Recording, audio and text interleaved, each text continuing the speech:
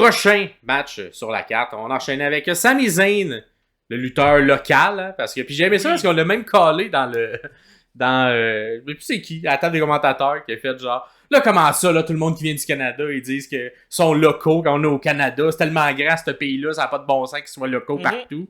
Fait que quelque chose qu'on avait déjà dit, mais effectivement, il est quand même local, Sami Zayn, même s'il vient de Montréal, puis que c'est à plus de 500-600 km de là. Mais il est local, fait qu'il est bien apprécié. Ah oui. Et il se prend contre Braun Breaker qui avait qui a une streak, il est invincible jusqu'à ce match-là. Fait que gros pop pour Sami Zayn, un peu partout, là, il est très très très apprécié du public. Un début de match. En tout cas, tu me diras ce que tu as pensé du match. J'ai trouvé un tantinet court et je l'ai trouvé l'histoire. On a gardé un Zayn avec un peu une construction d'un match de Sami Zayn classique.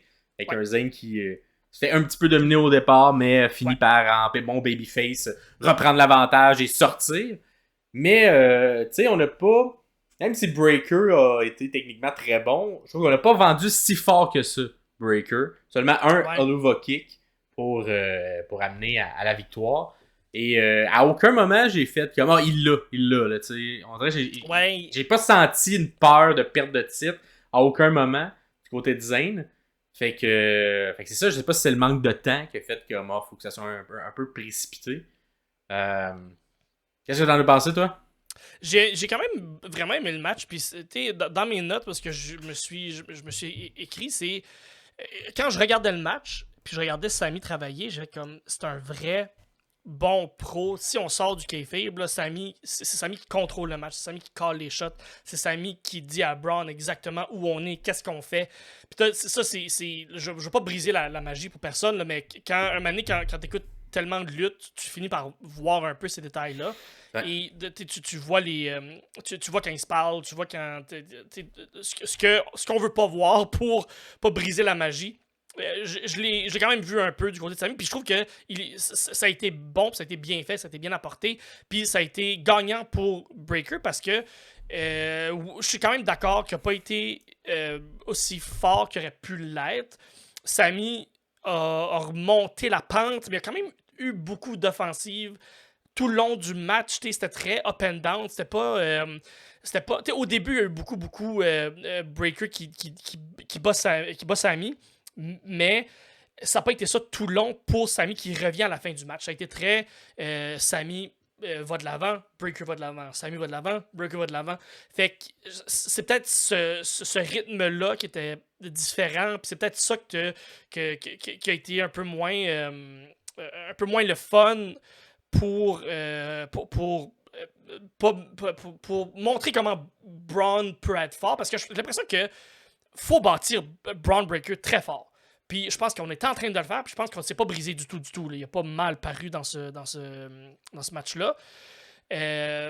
Puis j'ai beaucoup aimé aussi le spear autour du ring là, qu'il a fait quelques fois déjà, Braun Breaker. Puis c'est un callback. C'est là qu'on voit que c'est bien écrit, c'est bien pensé, c'est bien fait, parce que Breaker avait rentré dans les escaliers. Sami avait leapfrog, il avait sauté, puis Braun a passé en dessous de lui. Au lieu de spearer, il a rentré dans les escaliers. Et pendant le match, il a arrêté. Il a pas rentré dans les escaliers. Fait que je trouve que c'est juste... C'est un beau petit callback. Ça paraît que ça a été réfléchi, puis qu'on fait comme, OK, les lutteurs réfléchissent, puis les lutteurs travaillent leur match avant de rentrer. Fait que on a vendu aussi une blessure à Braun. Je sais pas si c'était vrai.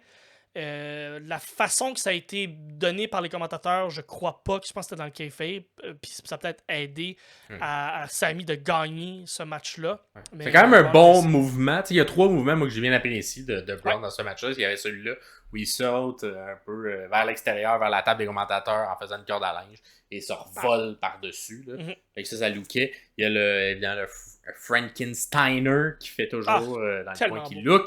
Et un autre moment où il fait juste lancer Sami pour le rattraper puis le faire avec son espèce de power slam par en avant.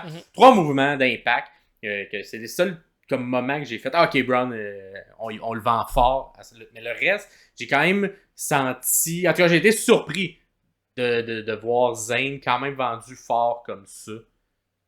Face à quelqu'un qui est invaincu encore là, jusqu'ici. Mais il mérite quand même. Il a battu. Il mérite assurément. Il a battu Gunther. Il a battu. Je pense que après ce règne-là, voir un Sami vers une grosse ceinture, je n'irais pas ça. Puis je pense qu'il s'en va un peu, il tend vers ça avec ce qu'on nous montre, puis battre Braun de cette façon-là. Moi, j'avais calé que Braun allait se ruiner lui-même en rentrant dans tout ce qui est objet fixe, en essayant de spearer. Finalement, c'est pas l'histoire qu'on nous a racontée, mais je pense que ça a quand même fonctionné. Un bon match, je suis d'accord, ça a été un peu court, mais ça fonctionne. Est-ce qu'il va y avoir un rematch? Est-ce qu'il va y avoir un triple menace à SummerSlam? À suivre. Je sais pas exactement où ça s'en va, ou on s'en va complètement ailleurs des deux côtés, parce qu'il y a il y a Gunther qui a eu aussi un vidéo package pendant le PLE, fait que il va revenir, on l'a pas vu depuis peut-être un mois, fait que... mais lui il s'en va pour la ceinture de plus. Oui, la grosse, là, parce qu'il est le roi, fait que il y a le droit en tant que roi de challenger pour la grosse ceinture. Fait que c'est ce qu'il va faire. Fait que non, c'est vrai, il y aura pas de. Il traînera pas à côté de l'Intercontinental. Là, je m'attends peut-être à un rematch. Genre de voir comment ça va se faire, mais clairement, ça pourrait être un changement complet et on s'en va vers un autre programme où on pourrait demander d'avoir un breaker dans un rematch qui est peut-être vu qu'on a eu un match. Ouais, vu qu'on a eu un match plus court, peut-être que Sami fait comme garde, on va faire ça dans ce match-là, mais à SummerSlam, on va tout donner, faire un 18 minutes, tout arracher, puis tu vas pouvoir prendre la ceinture à ce moment-là. C'est peut-être ça qu'on est en train de placer. Qui sait? On verra rendu là. Fait que, au niveau des prédictions pour ce match, ça allait quand même du côté... c'était moins prévisible que... Ben, en tout cas, moins one-way que ce qu'on a mis. Sami Zayn était quand même en majorité gagnant avec 66% des gens. Okay. Et pas une intervention, c'était bien réussi. Et moins de 15 minutes, la majorité des gens, 55% l'avaient. Puis pour ce qui est du premier match, Money in the Bank, quand même intéressant. Seulement une personne. Ah non, pas vrai. 4 personnes. Non, combien 50. En tout cas, 55. Non, je regardais mes points, fait que c'est pas des. C'était 4 points. Mais c'est 55% des gens qui avaient Drew McIntyre gagnant. Les deux autres potentiels étaient Jay Uso ou Chad Gable. Fait que les 3 autres n'avaient pas de vote.